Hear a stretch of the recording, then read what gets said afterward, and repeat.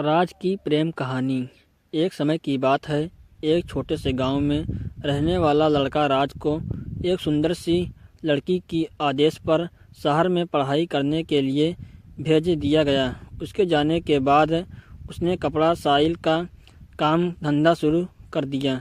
एक दिन राज शहर के सबसे बड़े साइल स्टोर पर कपड़ों का खरीदारी करने आया। वहां पहुंचकर उसकी नज़र एक दुकान में बेईमानी से छिपी लड़की पर पड़ी। उसकी नादान आंखों के कारण राज वहां भयानक खराब हो गया। वह अपनी ईमानदारी और अच्छाई की रक्षा करना चाहता था। नीतिवादी युवा राज ने अपनी मां के बताए तरीके पर चलकर बिना ज़्यादा सोचे समय क्यों खराब नहीं करते हुए दुकानदार को एक चांदी का सिक्का छोड़ दिया और वहां से कपड़ा खरीद लिया। धीमी धीमी धुन सुनाई देती हुई लड़की अचानक अपने पिज्जा पानी पूरी स्थान दिखाई दी। वह राज की खराब हालात देखकर उसके पास आई और पूछा, आपके हाथ में क्या हुआ है? क्या मैं कुछ मदद कर सकती हूँ? राज ने यह बात सुनकर हौसला बढ़ाया और उसने सबसे पहले दुकानदार को धन्यवाद दिया जिसने उसे यह सिक्का दिया और उसने उस लड़की द्वारा पूछे गए प्रश्नों का उत्तर दिया। धन्यवाद बहन, मेरे हाथ में कुछ नहीं हुआ है, शायद थोड़ी है। लड़की ने राज को बताया कि वह उसे बचपन से ही उम्मीद कर रही है। उसने आगे कहा कि उसे एक बहुत अच्छा और भोला लड़का चाहिए जो उसे सब प्यार करे और उसकी ख्वाहिशों को सीधा रास्ता दिखाए।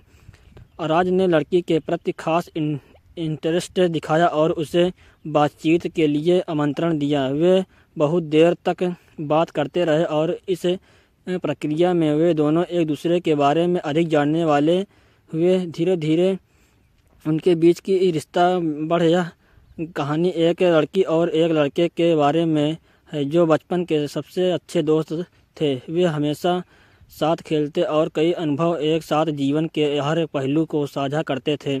जब वे बड़े हो गए तो उनकी दोस्ती भी और गहरी हो गई।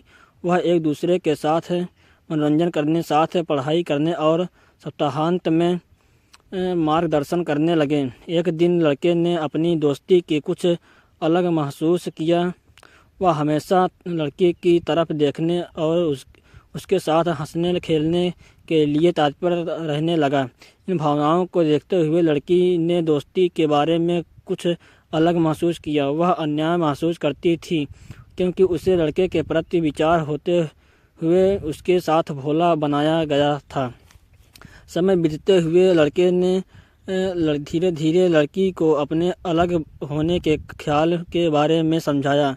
वह कहने लगा कि वह उसे खोने का डर दिखा रहा है और उसे भी ये भी दिखा रहा है कि उसके बिना वह जीने योग्य नहीं है। सुनकर लड़की बहुत खुश हुई और समझ गई कि उसे भी लड़के के प्रति उसी तरह की भावनाएं हो रही है। इसके बाद लड़के और लड़की ने अपने भावों को सामने लाकर एक दूसरे को बताया और उसे अपने असली प्यार का आदान प्रदान करने के लिए राजी कर दिया। बाद में उन्होंने अपने परिवार को भी अपने असली प्यार के बारे में बताया और वह विवाह करने के लिए इच्छुक थे।